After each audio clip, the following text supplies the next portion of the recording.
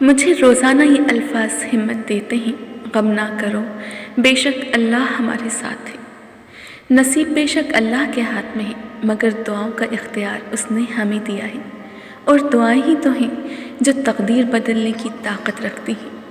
مایوس ہونا چھوڑ دیں، کیونکہ جو دروازے زمین والوں کی سازشوں سے بند ہوتے ہیں، ان سے بھی بڑے دروازے اللہ پاک کے فضل سے کھل جاتے ہیں۔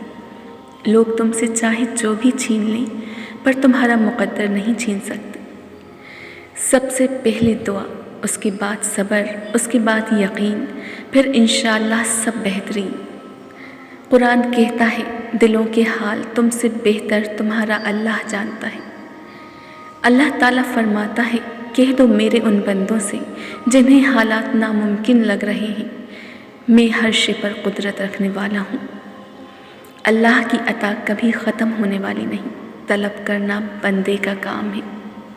جب تھک جاؤ تو اللہ کے سامنے جھک جایا کرو، کیونکہ لوگ تھوڑی سی غلطی پر چھوڑ جاتے ہیں، لیکن اللہ تھوڑی سی عبادت میں بھی تھام لیتا ہے۔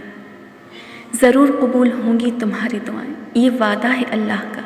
اللہ تمہاری بہتری کے لیے تاخیر ضرور کرتا ہے، لیکن وہ بھولتا نہیں۔ تمہارا مستقبل تمہارے ماضی سے بہتر ہوگا انشاءاللہ۔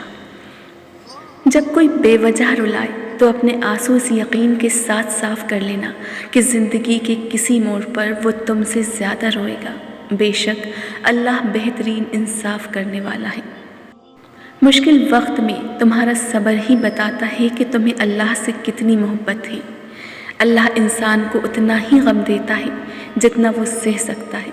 بے شک مشکلات میں صبر کر لینا شکایت کرنے سے بہتر ہے، کیونکہ اللہ صبر کرنے والوں کے ساتھ ہے۔ صبر کی کشتی ایک نہ ایک دن ساحل تک پہنچ ہی جاتی ہے۔ کوشش کرنے سے بھی جب کچھ حاصل نہ ہو تو خاموش ہو کر سب کچھ اللہ پہ چھوڑ دیجیے۔ اللہ بہترین تدبیر کرنے والا ہے۔